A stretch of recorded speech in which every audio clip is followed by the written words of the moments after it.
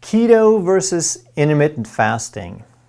What is keto? What is intermittent fasting? When should you do one or the other? Or could you even do them together? In this video, we're going to explore these ideas so that you can make the best decisions for your health goals and you can do it in a healthy way. Coming right up. I'm Dr. Ekberg. I'm a holistic doctor and a former Olympian. If you want to truly master health and performance by understanding how the body really works, make sure that you subscribe and hit that notification bell so that you don't miss anything. Both ketogenic diets and intermittent fasting have gotten a lot of headlines lately, and the reason is they get results for people. Why do they work so well for all sorts of health problems? Because most health problems are due to insulin resistance. Whether it's obesity or prediabetes or full-blown diabetes, insulin is the central component, and insulin resistance is the result of getting this system out of balance. So the ketogenic diet is when you reduce carbohydrates so much that your body has no choice but to start burning fat. Because most people have trained their bodies into relying on carbohydrates, so their bodies don't know how to use fat. And the only way to get the body to start using that fat again is to reduce the carbs so much that the body really has no choice. And then as the body learns to burn fat, you become fat adapted, and a byproduct of fat burning is ketones. So cutting carbs low enough to produce ketones is called a ketogenic diet.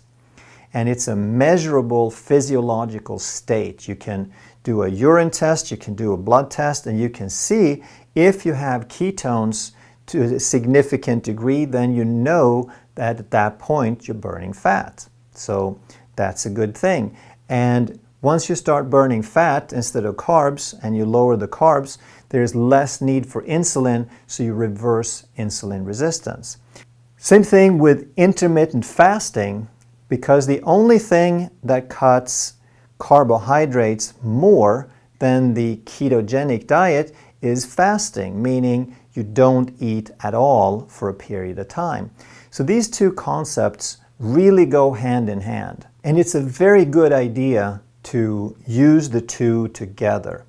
So let's look a little bit about how this mechanism in the body works. Where does the problem start and how do we improve it?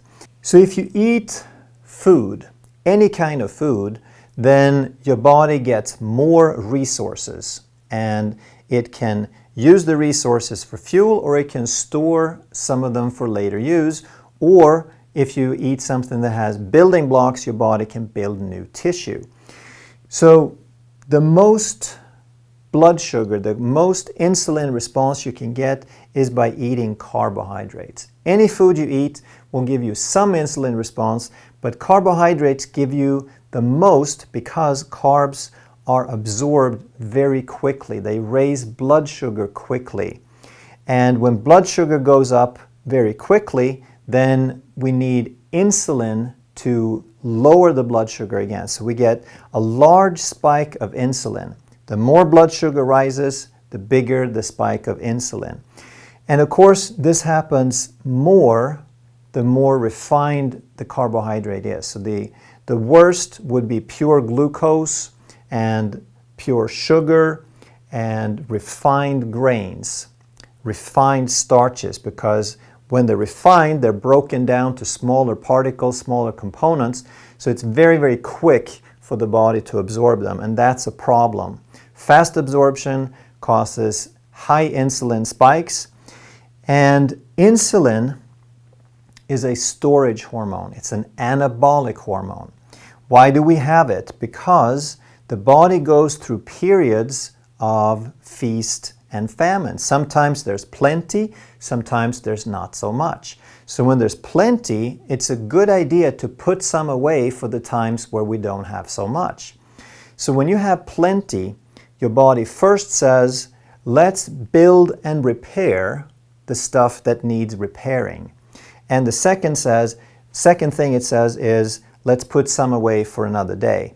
So that means when there is plenty of food and you get a big insulin spike, the tendency to store is much greater than the tendency to use. And when you develop insulin resistance, now the cells get so much that they start saying, no, we can't handle any more fuels. You gave us all this sugar, we converted it to glycogen as much as we could, then we turned the rest into fat, but now we just have no place to put it. And at that point, the cells start to put up a defense. They become resistant to insulin. And at this point, when insulin is high, then we don't have access to use it anymore. All those stores we put away, the body doesn't release them freely under the influence of a lot of insulin. So what happens then, once we've accustomed the body to this carbohydrate metabolism, to the habit of relying on carbohydrates for energy, is we get hungry very quickly. If you get hungry quickly, you have to eat more meals, and you get cravings for more carbs, and so on and so on. So what's the problem with frequent meals? We hear that so much. They tell us, oh, you should eat small meals frequently. Why? Is that a good idea or a bad idea? No, it's a terrible idea.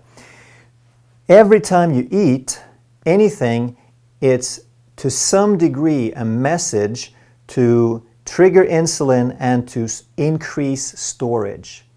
And if you do that 6 times a day, you're telling the body to store fat 6 times a day.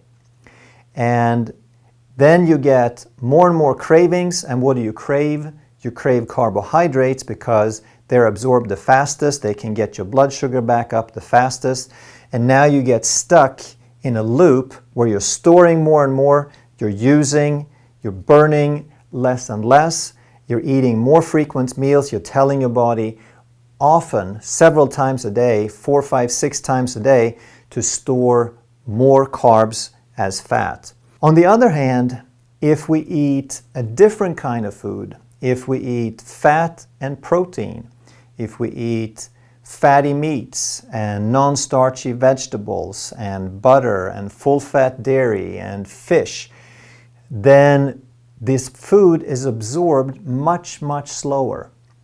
Whereas carbohydrates can start getting into the bloodstream basically within seconds or maybe a few minutes. Fat and protein might take hours. After you eat a big steak with some fat, then it might be 3-4 hours before that has any impact on your blood sugar or a significant impact. So it's a very slow absorption, which means that there is a very small insulin response, and that means that with this kind of food, there's a balance between storage and usage. We eat, we have plenty, the body puts some of it away, but because the insulin isn't so high, we have access to the storage. So if you go for a few hours between meals, then it's not a problem. You feel full much longer, so the tendency becomes to eat fewer meals. I have people all the time, we put them on a program in the clinic, and they start eating fewer carbs. They start cutting back on the bread and the pasta and the cookies. They start eating a little bit more fat. They start eating real food. And all of a sudden they say, do I have to eat 3 times a day? Can I skip breakfast? I'm not really hungry in the morning. And this is what happens when your body gets into balance. We're not designed, we're not required to eat 3 to 6 times a day. That's a modern idea based on carbohydrate dependency. Once we eat whole food, we start to eat fewer meals. Your body is totally satisfied with having at first 3 and then eventually 2, and in some cases maybe just 1 meal a day. And because of this, because you have a balance between the storage and the usage, you put some away and then you use it when you need it. Instead of getting cravings, you get balance. So this system is much, much easier to maintain.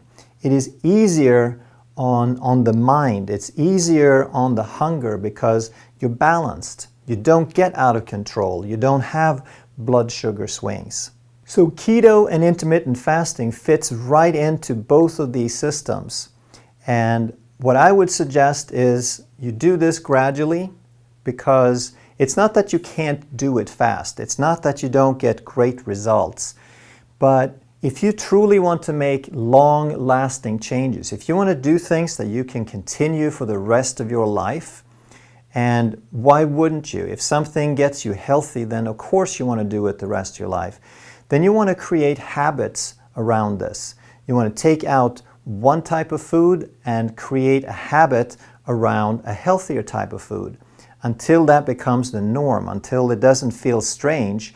And if you do it gradually, then in a matter of a few months, you'll have all new habits and your body wasn't shocked and you grew into that new lifestyle. So it's not a strain or a stress. So if you do keto, you start by cutting down the carbs, by increasing the fat and the protein, depending on how much protein you eat.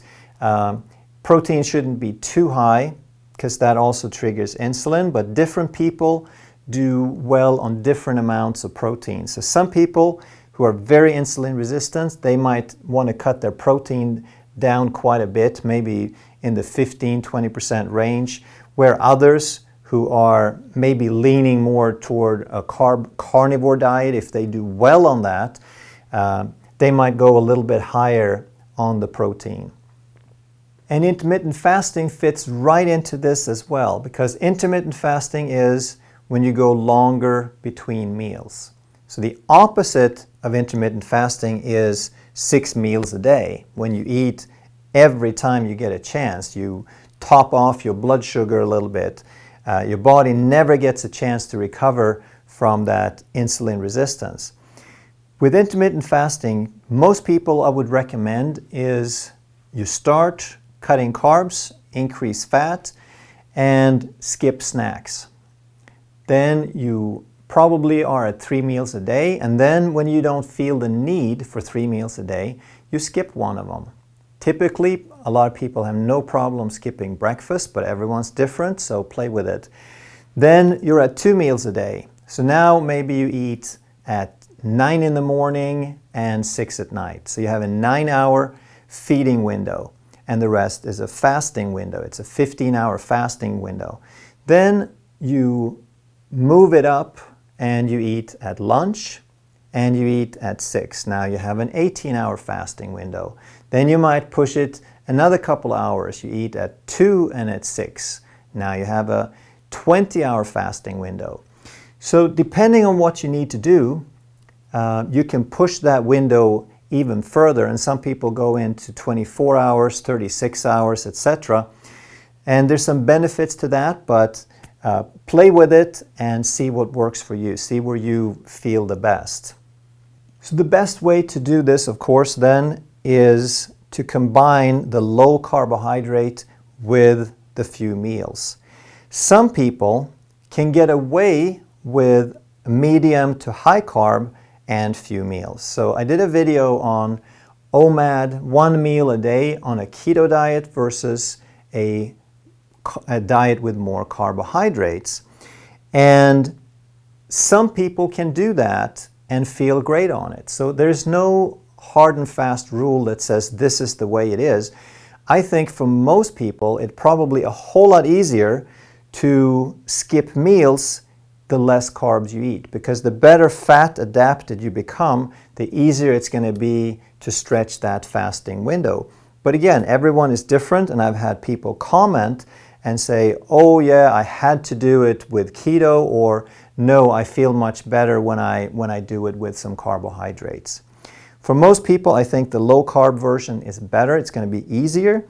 But if you really want to and a little bit more carb works for you, then that's still powerful, because even if you're not keto, you are utilizing the principle of intermittent fasting.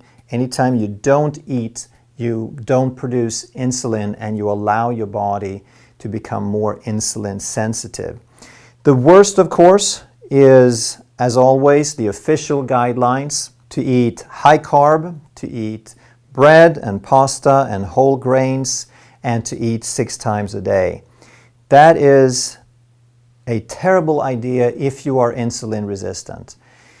If you're young and active and you're not insulin resistant, if your body is still functioning really well, then you can get away with that type of lifestyle at least for a good long while, maybe decades. But for most people on that diet, they're going to develop insulin resistance after a while. And if you have insulin resistance already, then it's a terrible idea. Then you need to go and use one or more of these tools to reverse insulin resistance. So both keto and intermittent fasting are tools to reverse insulin resistance. You can use both, or you can use one at a time. I would probably recommend that you do both because it just makes good sense. You get your results faster, and one kind of really feeds into the other. It makes it very, very easy to do. If you have any questions or comments on what we just talked about, please let me know down below. And if you're new to the channel and you haven't subscribed, make sure you do that so that we can keep you informed, and click that notification bell so that you get a message every time that we post a new video. And if you want to help us spread the message of health and information on how to get healthy, make sure that you share this information with as many people as you can that you care about. Thanks for watching.